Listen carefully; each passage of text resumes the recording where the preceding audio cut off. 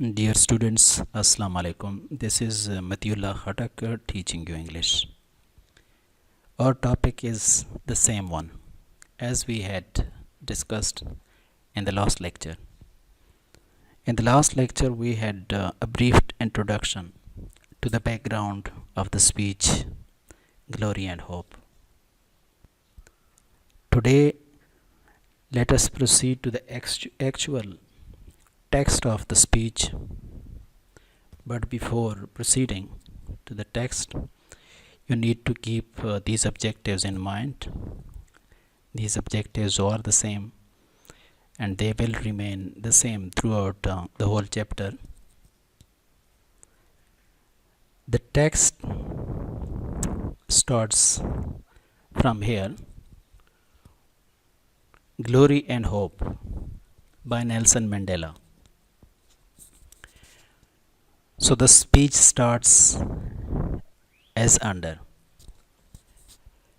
Your Majesties, Your Royal Highness, distinguished guests, comrades and friends. Today all of us do, by our presence here and by our celebrations in other parts of our country and the world, confer glory and hope to the new-born liberty. Out of the experience of an extraordinary human disaster that lasted too long must be born a society of which all humanity will be proud. Our daily deeds as ordinary South Africans must produce an actual South African reality that will reinforce humanity's belief in justice, strengthen its confidence in the nobility of the human soul, and sustain all our hopes for a glorious life for all. All this we owe both to ourselves and to the peoples of the world who are so well represented here today. To my compatriots, I have no hesitation in saying that each one of us is as intimately attached to the soil of this beautiful country as are the famous jacaranda trees of Pretoria and the mimosa trees of the bushwood. Each time one of us touches the soil of this land, we feel a sense of personal renewal. The national mood changes as the season changes. Let us see the important points, difficult words and expressions used in the speech. Glory and hope, as I had told you, means a brilliantly beautiful day. Why is it a brilliantly beautiful day for them? Because they have established peace, equality, and justice in their country. That's why he has titled the speech as Glory and Hope. And then in the beginning of a very formal speech, you will see such words being used by the speech deliverer. Your Majesties, Your Royal Highness, distinguished guests, comrades and friends. These are all words of respect. Majesties, Highness, distinguished, words of respect used in the beginning of a speech on a very formal occasion. Formal occasion means that they have invited distinguished guests There are monarchs, there are kings, presidents, prime ministers, bureaucrats invited from other countries across the world, and he extends thankfulness to them by using these words. So, all these words mean highly respectful members. Highly respectful members, your presence here with us today on this particular occasion proves that you have come to celebrate this success with my nation, with this nation, who had been suffering from segregation for a long period of time. So he extends thankfulness to them by telling them that your presence with us today on this celebration, and the day being celebrated in other parts of the country and the whole world, it proves that the whole humanity, that the whole world is conferring, attaching, is associating it to be a most beautiful day. Which day? The day of liberty, the day of freedom. So, next he tells them that out of experience, in the second paragraph of his speech, in the first paragraph, he extended thankfulness to all the respectful guests, that we are highly respectful to you to be present here today with us while celebrating this great day. In the second paragraph, he continues that we had a very better experience in the past, and this experience, not only for us but for the whole world, was unusual. Extraordinary means unusual, notable, not negligible, as you can see over here. This experience was unusual, not negligible, notable. Why was it not negligible, not usual? Because we had lost many worthy lives as a price to get freedom or liberty, or to establish peace, equality, and justice for all in this country. And this lasted for a very long period of time on this land. But at the same time, he promises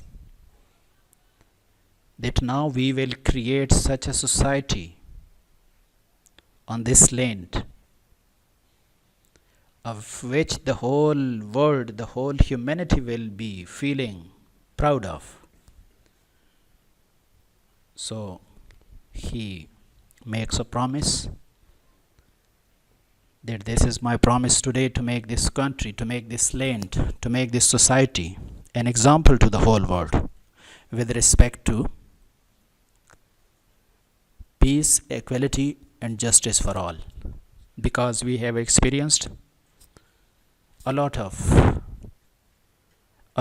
difficulties in the form of losing many human lives, human disaster, losing a lot of human lives, worthy lives, and that process remained continue for a longer period of time. So we have learned a lesson, a very better lesson from this experience, and we will never resort to this kind of experience again. So that's why he promises to make this country an example to the whole world. So in each paragraph, as you can see the speech, he comes up with a new idea. So he continues with his words of surety by telling the audience that our daily deeds as ordinary South Africans must produce an actual South African reality. So, what does it mean? He wants to assure them we will produce by our daily activities, by our daily deeds, the true identity, the true reality of a South African. We will produce by our daily deeds, by our daily activities, the true identity of a South African. So, what is that true identity? What is that reality? What is that truth about a South African? The truth is that he believes to make stronger, reinforce to make stronger. He believes in the strength of justice. He believes in the greatness, nobility of human soul. He believes in the dignity of human soul, means dignity of man. And he believes that everyone has the right to enjoy life in all its beautiful aspects, sustain all our hopes for a glorious life for all, which means that a true South African in the real sense means that he believes in all these things. So I assure that we will reinforce humanity's belief in justice. Being a South African, we will try our level best to strengthen. Reinforce means to strengthen humanity's belief in justice, that the whole humanity, the whole world will start believing in providing, dispensing justice. We will ensure their confidence in the greatness of man. Each man is a gift on this land. And sustain means to keep up all our hopes for a glorious life for all, and we shall not let them down. Let them down means mayus kar dena. We shall not let them down. We shall not let them down means we shall not let down our society and the whole world, and shall sustain their hopes for a glorious life for all, that everyone has the right to enjoy life in all its beautiful aspects. So then he extends once again thankfulness. All this we owe. Owe means to give respect. All this is because of ourselves and to the peoples of the world who are so well represented here. Why does he say well represented here? Because they have come from different countries and they represent their countries. So he extends all this we owe both to ourselves. This respect we extend not only to ourselves but to the peoples. Peoples means nations of the world. Whenever you see people is used in plural form and it is preceded by the, it means the nations of the world who are so well represented here today. They are present with us and they represent their country. And then he says, to my compatriots, to my countrymen, I have no hesitation in saying that each one of us is intimately means closely attached to the soil of this beautiful country. So here he is using a comparison. He compares his attachment to his land. And he says, and I have no fear in saying this, using this comparison, that each one of us is closely attached to the soil of this beautiful land. What comparison does he take? Does he use? He uses jacaranda, which is a tree of Pretoria, and that tree comes from this particular area. As is this one attached to the land of this area, in the same way we are attached to the soil of this land. And then mimosa trees of the bushwheat. Mimosa is once again a tree, and it belongs to this particular area of their country. And he tells them, very much like these two trees, kind of trees, as they are attached to the soil of this land in that area, in the same way we are attached to the soil of our country. So we cannot be detached. We cannot be doubted. We have great attachment, great love, great desire to make this beautiful, to make this land as beautiful as any country of the world. Each time one of us touches the soil of this land, whenever we are going to touch the soil of this land, we feel a sense of personal renewal. It seems to me that we renew our agreement with this land, that we shall never let this land be attacked by segregation or racial discrimination or anti-apartheid system in this land. So he uses very powerful words. We feel a sense of personal renewal. Each of one of us. He doesn't say that I'm the only person who does this, or only the black do that, or only the white. He says each one of us touches the soil of this land. We feel a sense of personal renewal. It seems to me that we are renewing this agreement with this land, that we shall never let you see such miserable conditions again. So the national mood changes as the seasons changes. What a beautiful expression. The national moods changes. At one time a nation may be going through a very bad situation, but next time when you see, it may become the most powerful country in the world. So a nation doesn't remain the same throughout its life. Its mood changes as the season changes. So we are not here to see these bad conditions, these bad circumstances all the time on this land. It will change. He assures them that this situation will change. So let's move to the next paragraph. We are moved by a sense of joy and exhilaration when the grass turns green and the flowers bloom.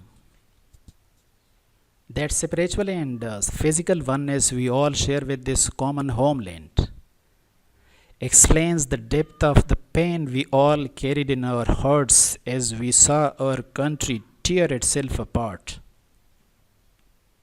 in terrible conflict, and as we saw it spurned, outlawed, and isolated by the peoples of the world, precisely because it has become the universal base of the pernicious ideology and the practice of racism and racial oppression.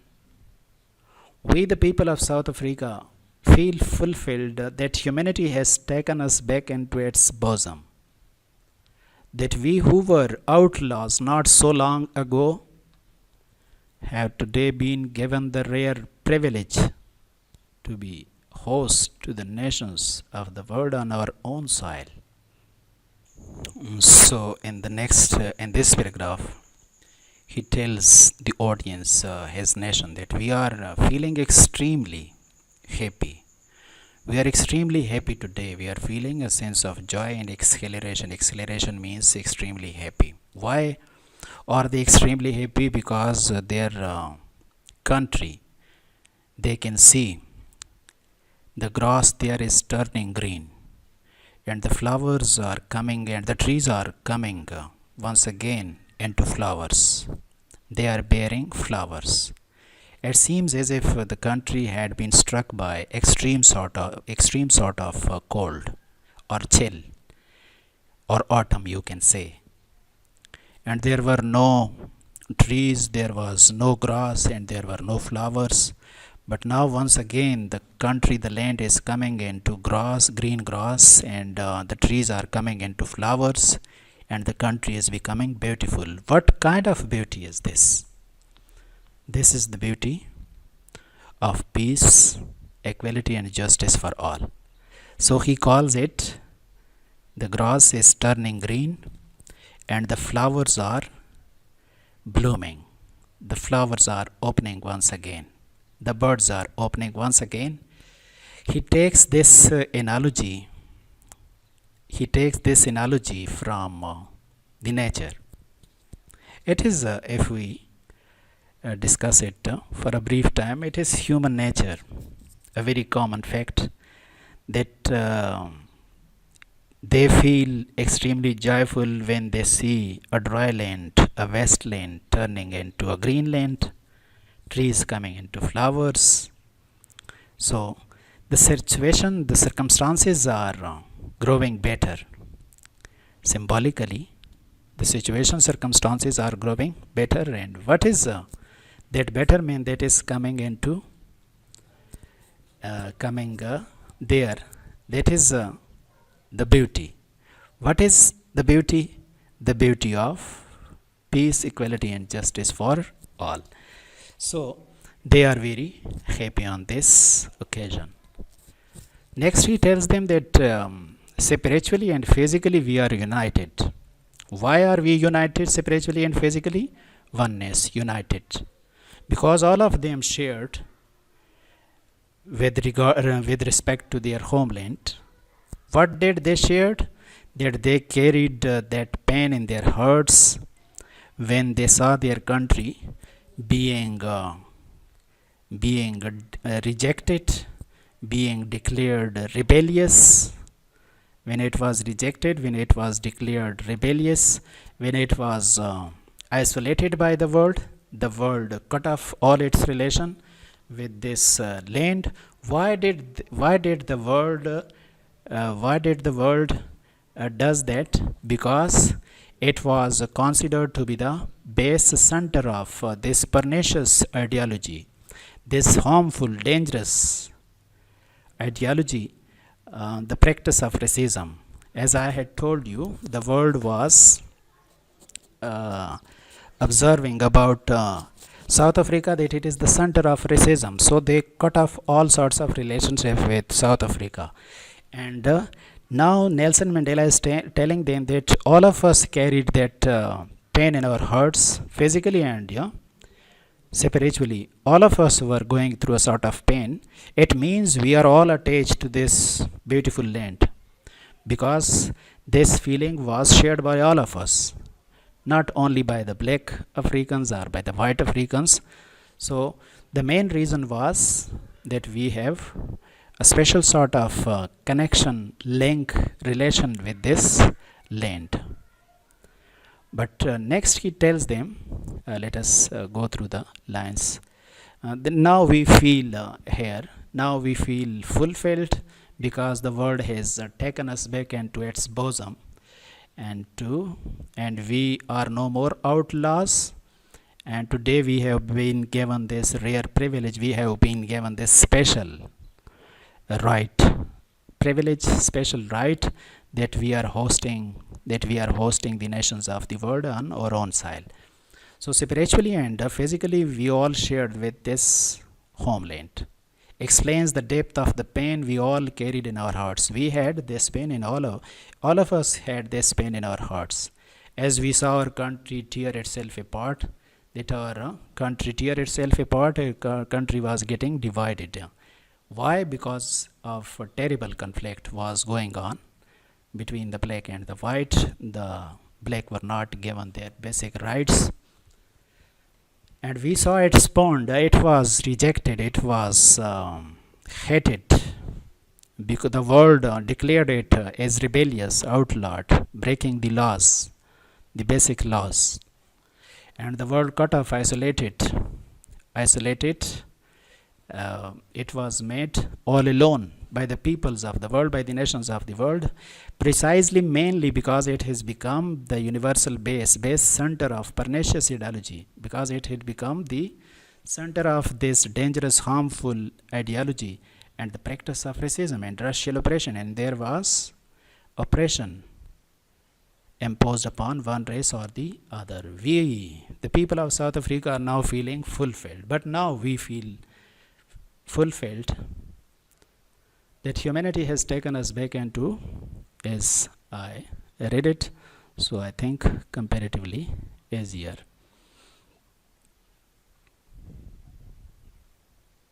The next paragraph, we thank all our distinguished guests, international guests, for having come to the possession with the people of our country of what is after all a common victory of justice, for peace, for human dignity. We trust that you will continue to stand by us as we tackle the challenges of building peace, prosperity, non-sexism, non-racialism, and democracy. Next, once again, in the middle of his speech, he extends thankfulness to all the respectful international guests, distinguished international guests, respectful international guests, that you have come to take the possession, with the people of our country. The possession of what? They are taking the possession of what? The possession of justice, peace, and human dignity. So the peoples of the world have come to accompany them in taking the possession of what? Peace, human, and dignity. And he tells them that we trust that you will continue. I have this confidence to say you will continue to stand by us as we are handling the challenges, as we are facing the challenges of building the same peace, dignity, and prosperity, and non-sexism. Non-sexism means there will be no discrimination on the basis of being a male or a female. Non-racialism, there will be no difference on the being of what race you are coming from. And democracy, you shall stand by us through the establishment of all these aspects, good aspects in our society. And then he says to them, we deeply appreciate the role that the masses of our people and the democratic, religious, women, youth, business, traditional and other leaders have played in bringing about this conclusion. Not least among them is my second deputy president, the Honorable F.W.D. Clark. So he extends thankfulness to the common people of his land, all the democratic parties, religious, women, youth, in business, traditional, all the leaders, who all of them played their role in making this day possible.